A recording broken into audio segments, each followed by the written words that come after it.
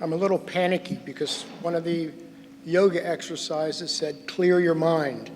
And I sat up and I realized I didn't know where I was, what I was going to say. I have to say that I just met Doug Henton minutes before he spoke. And it's kind of incredible because I think the people at Paducah must have read both of his books. But I'm going to talk about the contributions that artists and their art make to a community. There are many, and, well, wait a minute, I have to stop first. I have a confession to make. When Mike told me about this and asked for a PowerPoint presentation, I saw an opportunity, and I thought I could slip some subliminal slides in of my work, and they'll just flash across the screen so fast you won't be even aware of seeing them. And I felt kind of guilty about that, so I tried to get most of them out. So if at the end of this talk you feel this compelling urge to go to my website or my blog site, you'll know why. I apologize for that.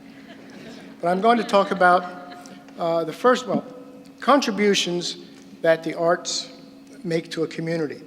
Artists can contribute many things. Some of the contributions, as we shall see, are very concrete, very measurable, and objective. And we'll talk about that as we talk about the relocation program. Other contributions are more numinous, they're immeasurable, they're very subjective, and I actually think they may be even more important. So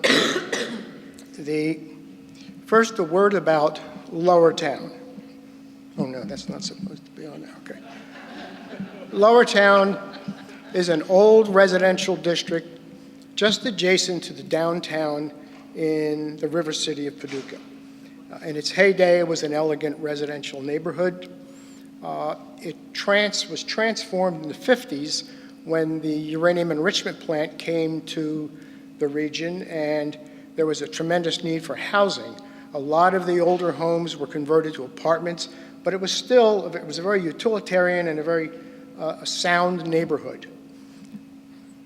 That changed, and I guess sometime in the 60s through the 70s, it really fell on hard times. And as we'll see in the next slide, there was a lot of absentee landlords. Many of the homes, this, by the way, was our dream home, and you'll see what happened to that. This slide, the important thing on this slide is toward the bottom, the renter occupancy rate is 70%, and 23% of the homes were dilapidated. It was just in a bad way. And these are some images which will just flash through, and these were real. I mean, these have not been made up.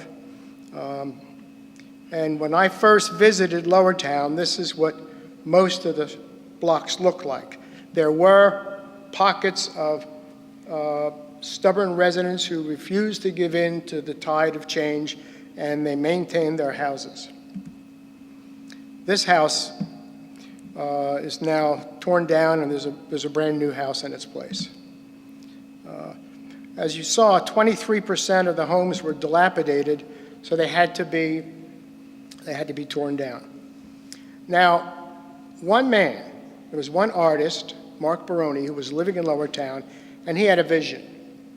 His vision was to bring artists into the community.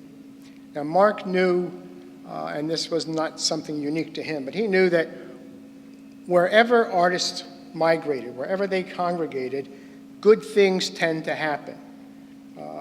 It can be seen best in Manhattan, where every so many years, artists look for low rent structures where they can have their studios. They get there, and within a month or a year or 2 years, shops, galleries, boutiques follow, and they're priced out. And so they move on to the next place. Mark's idea was, well, we have all these dilapidated homes. Let's get artists here, and let's have them be owners. So when things get better, they benefit also. Now, there was almost a perfect storm. Because of the abundance of homes and properties that were available, the city tore down homes that could no longer be salvaged. Mark had to take his plan and first of all, he had to convince the city, and he did that. He got the mayor and the city commissioners to agree that it was a good idea. They put it in the hands of Mark and the city planner, who was also a very aggressive personality. In addition, a third partner had to come on board, and that was Paducah Bank. Paducah Bank was the only locally owned bank in Paducah. And they agreed to offer 100% construction financing on properties that could not be appraised. I showed you what was our home, the place we bought. We had an appraiser come by, and he said, I can't appraise this. You know, no matter what you put into it, you're never going to get it out. But the bank bought into the idea. Because the whole program had a fairly low cost, it didn't attract a lot of detractors. It wasn't like they were going to go to the city and ask for $4 million. I think they were asking for $40,000.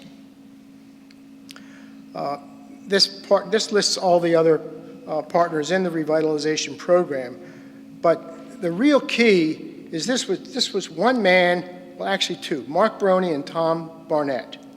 This was their project. They brought other people on board, and they made it happen. Now, I think these numbers are probably from 2007 or 2008. 70 artists / locals. One of the interesting things, and I think what heralded the success of the program, was when folks from the area suddenly decided, hey, Lowertown's a great place to be. And we start getting, I call them civilians, but locals came in, and so within that 70, there's probably maybe 50 plus artists. And the designation artist is very broad, and that includes writers, musicians, artist wannabes, just, you know, a whole sorts of people. You can see the numbers here. The key thing is that this did not cost the city a great deal of money. And one figure that sticks in my mind, and this was about 3 or 4 years into the program, was the city had spent $400,000 at that point and had recovered $11 million in investment. Because the housing and the properties that were available, you saw the pictures, a tremendous amount of money was needed to bring them up to speed. So the artists that did come were like myself. They were middle-aged and older.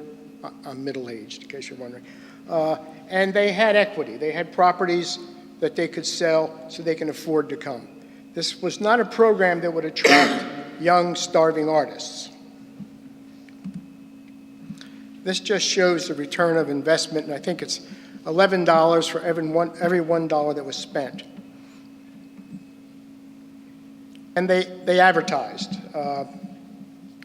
They start putting out ads, simply Artists Relocation Program, in art magazines, art periodicals, and that's what I saw. And when 7, 8 years ago, you could pick up this one journal in particular, and you would see Paducah's Artists Relocation Program.